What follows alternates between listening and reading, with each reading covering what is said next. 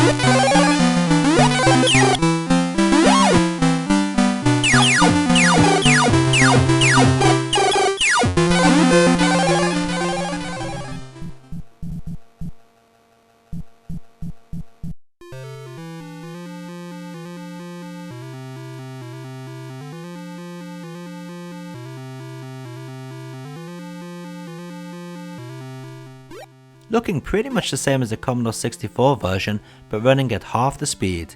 This Amstrad port also has one more feature that makes it less appealing than the C64 game, and that is the odd arc that the tomahawk weapon is thrown at. More often than not, you'll miss an enemy that you would have hit in any other version.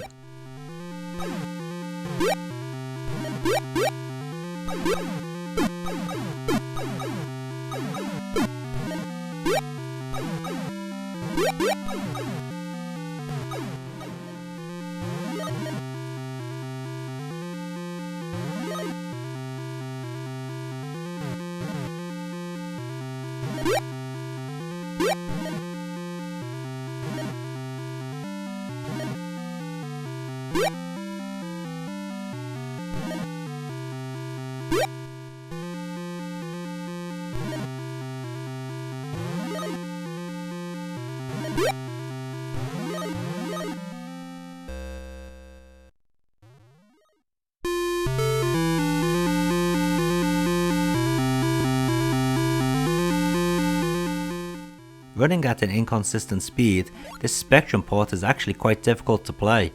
It doesn't look very nice with its monochrome colours and jerky scrolling either. Probably the worst of the European home versions.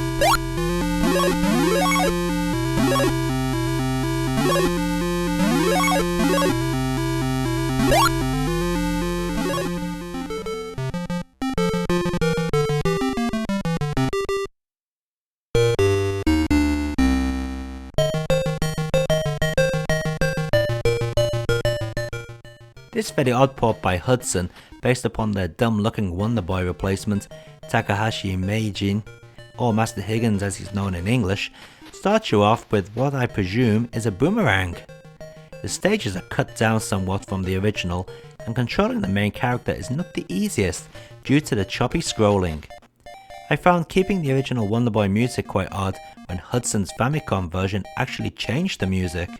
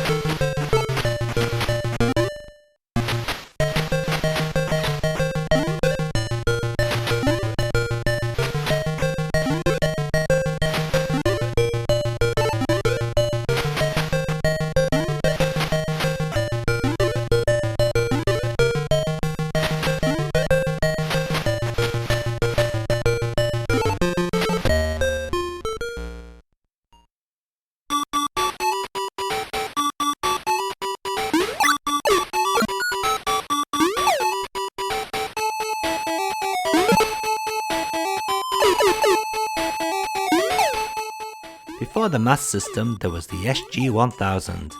Think of it as an MSX level of gaming, complete with choppy scrolling, since the hardware was never really designed to scroll backgrounds.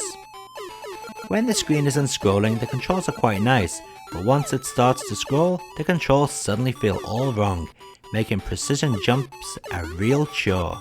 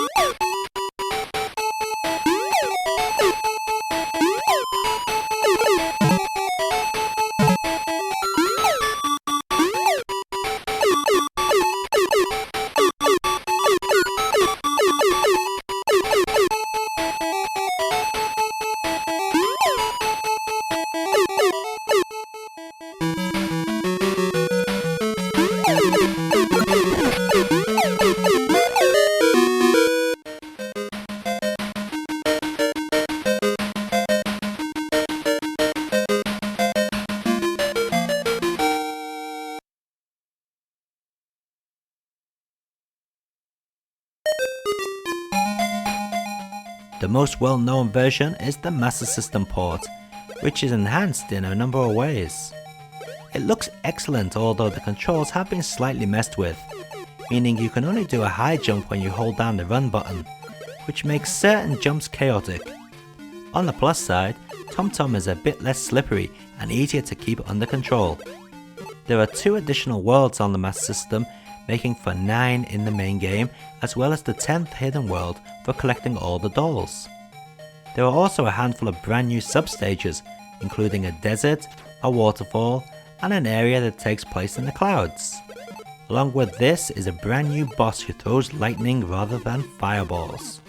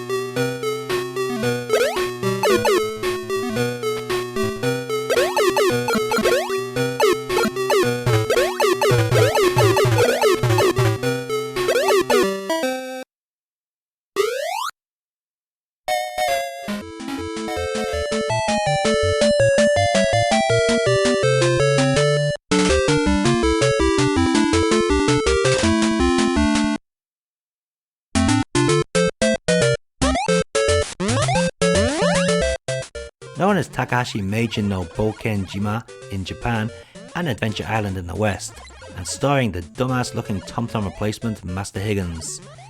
Since Adventure Island is based on the original arcade game, it's missing the bonus stages added to the Master System and Game Gear versions.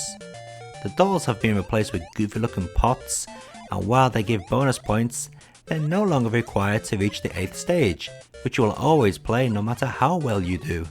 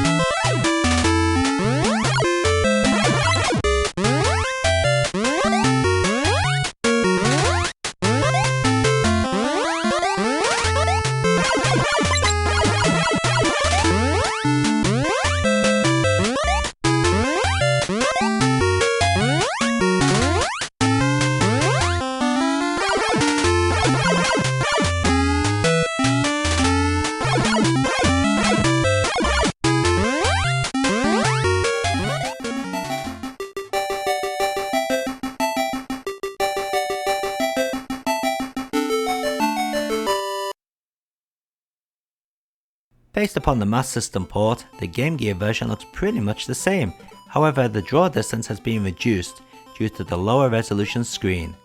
The audio is also a bit weaker for some odd reason.